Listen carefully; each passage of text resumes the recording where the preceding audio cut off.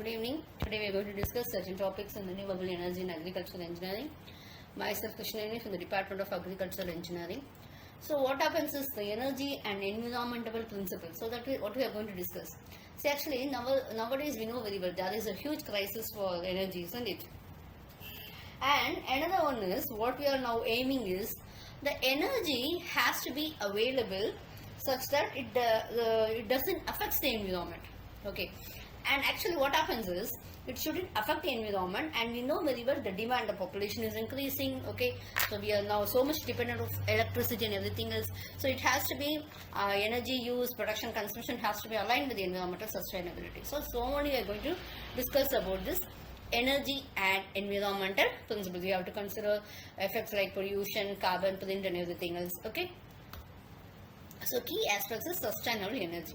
So what is sustainability? It will be present over fossil fuels. When you compare this, okay, we'll have one doubt, isn't it, whether fossil fuels are not renewable. They will be occurring after year by year, isn't it? We are getting which has been available millions of years also.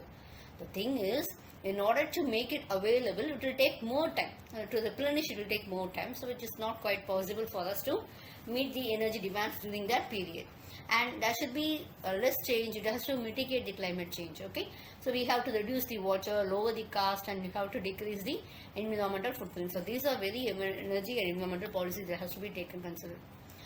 And what is pollution reduction? So we know very well nowadays an air what we inhale, the water we drink, okay, the soil in which we walk, which we sow our plants, and everything is being polluted. So what we need is a technology so that is reducing our pollution and to save our Mother Earth. Okay. Next is resource conservation.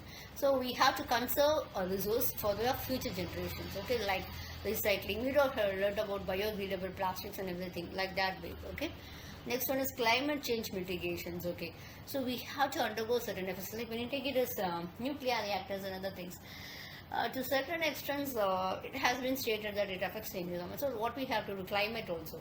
So we shouldn't affect our ecological systems, and ecosystem protection is very important, and should not harm the biodiversity of ecosystems. Okay, that is a key aim of energy and environmental policy.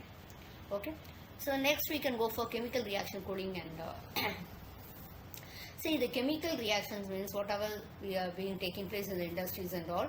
Okay, so whatever we are going making, we will have to clean the process. Okay, see, actually after the chemical residues pollute the environment to a larger extent, and when you take it as a chemical reactions and the catalyst whatever, it affects the human life and it is dropped into the water and everything else. It affects the ecosystem. Okay, you have to take care that we are cleaning the process and there is no harmful residues and there is no harm to the mankind and humankind. Okay, sorry, the animal and flora and fauna. Okay, so we have to chemical substances to we should also use the chemical substances to clean our unwanted materials. So we take it as a place. Okay, the rest everything is okay, or dirt, grease, everything else has to be removed. Okay, so we have been using this in manufacturing, electronics and automotive industries and all. So normally we'll have to think it with we go for thinking with using it only. Sulfuric acids and others, they do go for it. Okay, so they'll be removing the rust and all. So this is actually this is used in steel production to remove the rust and everything. Alkaline cleaning, oils, greases and all. No, so that will be going for this alkaline cleaning and everything. Solvent cleaning like acetone or etc. So when you take it as oils, paints and all, it is used for cleaning. Okay, and chilling agents that bind to metal ions, scale or mineral in boilers. That is a it's a major one which is affecting the efficiency of those cleaning process we have discussed. Thank you, students.